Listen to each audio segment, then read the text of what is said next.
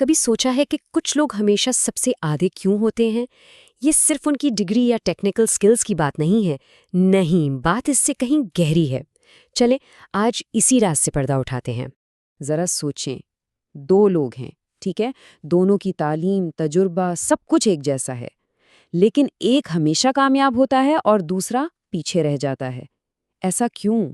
وجہ ان کے کام کرنے کے انداز میں چھپی ہے۔ اور اس کا جواب ہے ایموشنل انٹیلیجنس۔ جی ہاں، یعنی جذباتی ذہانت۔ اور سب سے مزے کی بات یہ ہے کہ یہ کوئی جادو نہیں ہے، نہ ہی کوئی پیدائشی چیز۔ یہ تو بس کچھ عادتیں اور رویے ہیں جنہیں سیکھا جا سکتا ہے اور اپنی کارکردگی کو آسمان تک پہنچایا جا سکتا ہے۔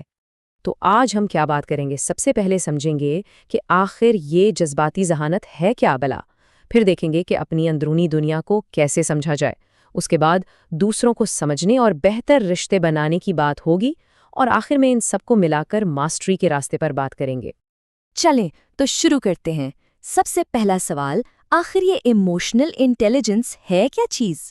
بہت آسان الفاظ میں اس کے دو حصے ہیں۔ پہلا، خود کو سمجھنا، یعنی اپنی جذبات کو جاننا اور انہیں کنٹرول کرنا، اور دوسرا حصہ ہے دوسروں کو سمجھنا، ان کے جذبات کو پہچاننا اور ان کے ساتھ صحیح طریقے سے پیش آنا۔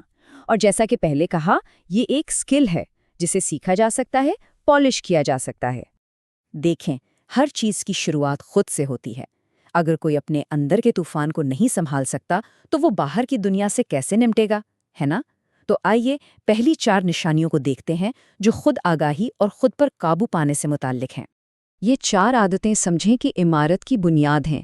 پہلی، اپنے جذبات کو سمجھنا کہ میں ایسا کیوں محسوس کر رہا ہوں۔ دوسری، ان پر قابو پانا۔ تیسری، مشکل حالات میں بھی ٹھنڈے دماغ سے کام لینا۔ اور چوتھی، منفی حالات میں بھی امید کا دامن نہ چھوڑنا۔ اگر یہ بنیاد ہی کمزور ہو تو باقی سب کچھ بیکار ہے۔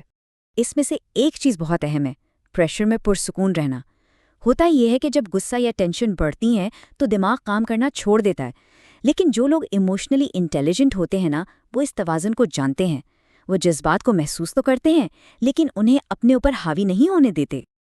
اچھا، تو جب انسان خود کو سمجھنے لگے تو اگلا مرحلہ آتا ہے دوسروں کو سمجھنے کا، یعنی اپنے ارد گرد کے ماحول کو پڑھنا۔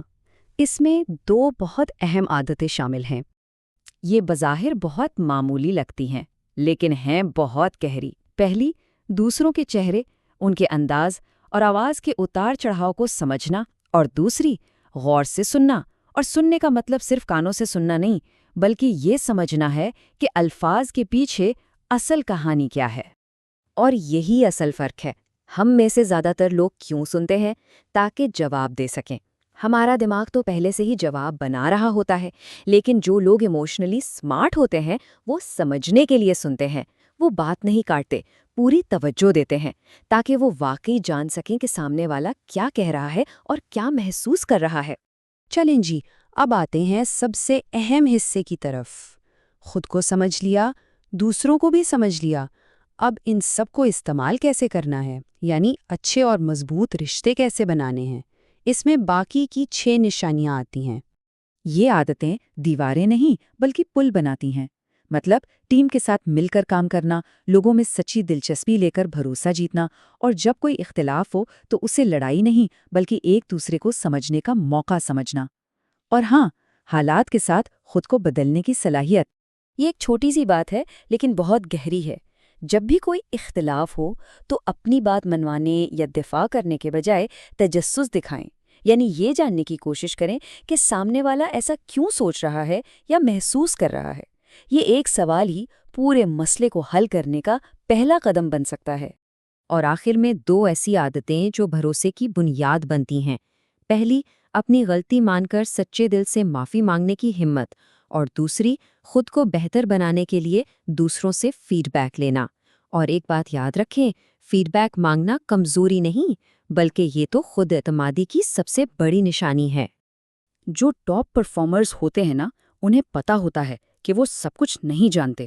وہ تنقید سے بھاگتے نہیں بلکہ اسے ایک تحفہ سمجھتے ہیں جو انہیں بہتر بننے میں مدد دیتا ہے۔ وہ خود جا کر لوگوں سے پوچھتے ہیں کہ بتاؤ میں خود کو کیسے بہتر کر سکتا ہوں، کیونکہ وہ جانتے ہیں کہ یہی سوال کامیابی کا دروازہ کھولتا ہے۔ تو یہ تھیں وہ 12 نشانیاں۔ اب ان سب کو ایک ساتھ ملا کر دیکھتے ہیں کہ اس سب کا اصل مطلب کیا نکلتا ہے۔ سب سے اہم بات یہ سمجھنے کی ہے، یہ کوئی شاپنگ لسٹ نہیں ہے کہ ایک ایک کر کے چیزوں پہ ٹک لگاتے جاؤ، نہیں، یہ سب عادتیں ایک دوسرے سے جڑی ہوئی ہیں، جیسے زنجیر کی کڑیاں۔ اگر کوئی اپنے غصے کو ہی نہیں سمجھتا تو وہ کسی اور کے ساتھ اختلاف کیسے حل کرے گا؟ اگر کوئی کسی کی بات ہی نہیں سنتا تو وہ بھروسہ کیسے بنائے گا؟ یہ سب ایک ساتھ کام کرتا ہے۔ اور اب آخر میں ایک سوال، ان 12 عادات میں سے کون سی ایسی عادت ہے جو سب سے مشکل لگتی ہے، جس پر کام کرنا ایک چیلنج لگتا ہے؟ کیونکہ یاد رکھیں، اکثر جو چیز سب سے بڑا چیلنج ہوتی ہے وہی اصل میں بہتری کا سب سے بڑا موقع بھی ہوتی ہے۔ اس سوال کا جواب تلاش کرنا ہی اس راستے پر پہلا قدم ہے۔